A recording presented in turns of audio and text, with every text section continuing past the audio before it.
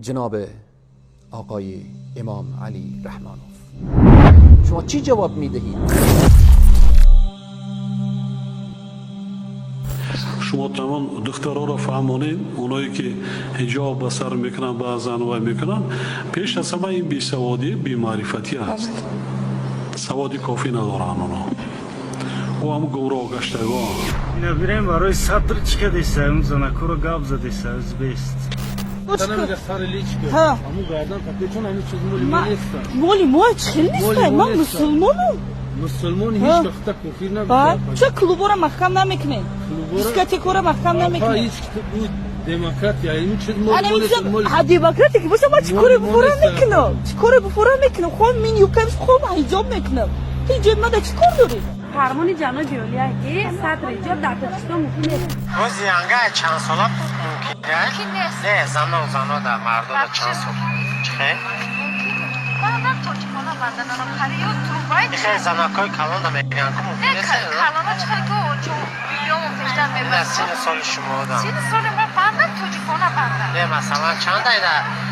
اینا 48 ممکنه. 48 ممکن نیست. خطر ممکن نیست.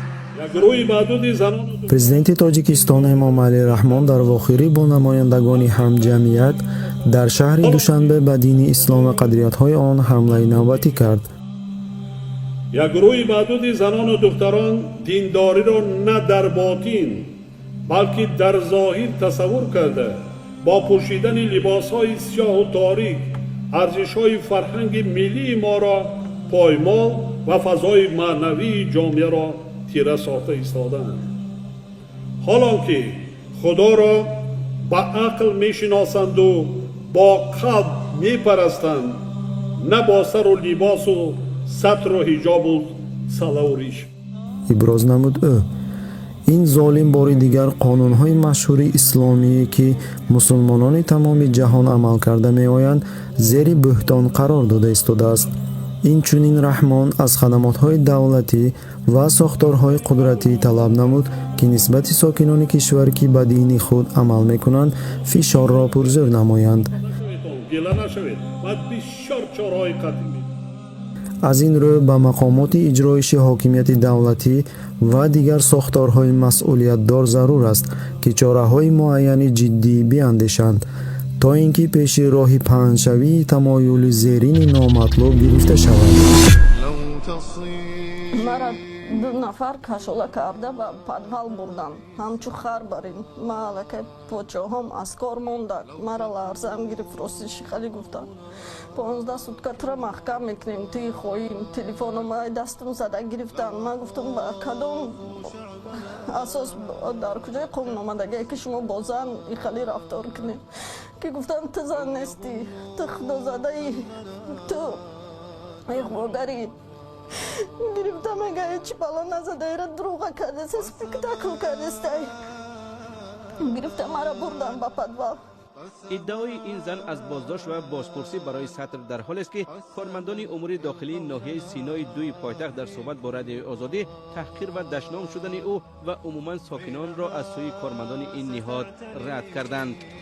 نیلوفر را کارمندان پلیس و کمیته کار با زنان همراه با 4 زن دیگر در یک مسافربر برای داشتن روسری و فهماندهی به اداره پلیس ناحیه سینا بردند. ما گفتم خواهی شما را اگر مثال مادر وای داشته باشین سستایانی مرا بدونین که ما چخیل شدم. ما با آوازی بلند گفتم کی زد؟ کی زد؟ ای خدا زده گفتم کسی زدی گفتم دستکات چی کنه؟ قسما قسما قسما يلقوننا في كل واد. یکون چیز نمیشه فهمیدی؟ جمهوری آزاد دموکرات چه خیلی بفرم نام خیلی نمال ما میبندم فهمیدی؟ اینه طریق افزا من یه تروریستم که نه آدم کش زنی آزادم قرص درد میکنه نامترین مال ما بشه مرا الرژی دارم. تمام. جناب آقای امام علی رحمانوف، شما چی جواب میدهید؟ سنت رسول الله که ریش هست او را منع میکنید. حجاب که فرمان الله است او را مانع میشوید. مدارس که در اونجا قرآن و احادیث تفسیر میشه و ترجمه میشه و فرزندان مسلمانان دین خود را یاد میگیرن، شما اون را مسدود میکنید. مسجد که جای راز و نیاز هست شما مانی میشوید، در حالی که رسول الله صلی الله علیه و سلم میفرمایند شما طفل 7 ساله را وقتی 7 ساله شد شما راهنمایی کنید، تشویق کنید تا 10 سالگی طرف نماز و مسجد. اگر در 10 سالگی طفل نماز نخواند او را بزنید.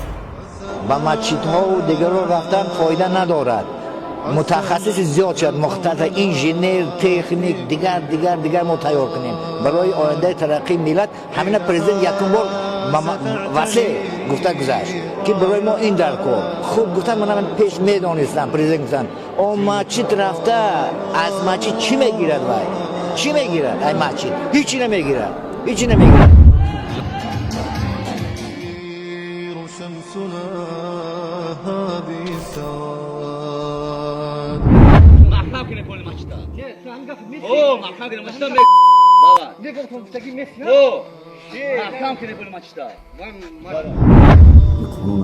قانون سرور دولت قانون حکومت یه بود اجرا کردن. جناب آقای امام علی رحمانوف این را بدان که هر انسانی که بخواهد پیش روی دین الله سبحانه و تعالی را بگیره ناکام مانده. یریدون لیطفئوا نور الله بافواههم والله متم نوره ولو کره الکافرون. الله سبحانه و تعالی موسی خود را در کاخ و در آغوش فرعون بزرگ کرد و حفظ کرد. پس این را بدان که اگر از این حالت بر نگشتید خسر الدنیا و الاخره میشوید. من به عنوان یک طلبه راه دین این را میگویم که این را بدان اگر در دنیا فرعونی زندگی کردید، کجاست فرعون ها؟ کجاست شداد ها؟ کجاست نمرود ها؟ همه رفتن. لمن الملک اليوم؟ لله الواحد القهار. پادشاهی نمیمانه. کجاست پادشاهان قبل؟ ده ها و صدها پادشاه، هزارها پادشاه در دنیا آمدن و رفتن و بالاخره امروز نه فردا من و تو هم میرویم و پیشگاه الله سبحانه و تعالی باید جواب بدی. هو إن جاء إلي من يلاقي فرجا قسم